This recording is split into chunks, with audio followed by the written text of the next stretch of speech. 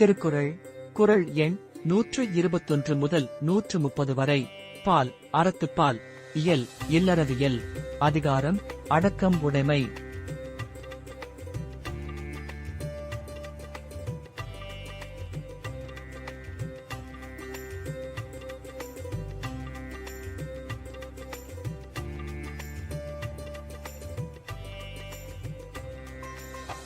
குறள் 121.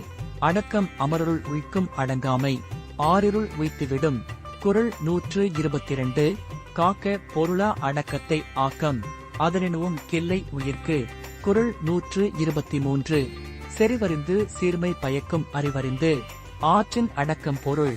குறள் 124. நிலையின் அடங்கியான் தோற்றம் மலையினும் யானை பெரியது இல். குறள் 125.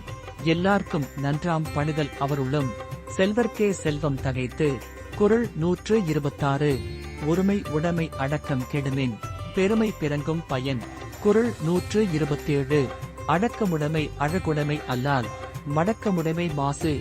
குறள் 128.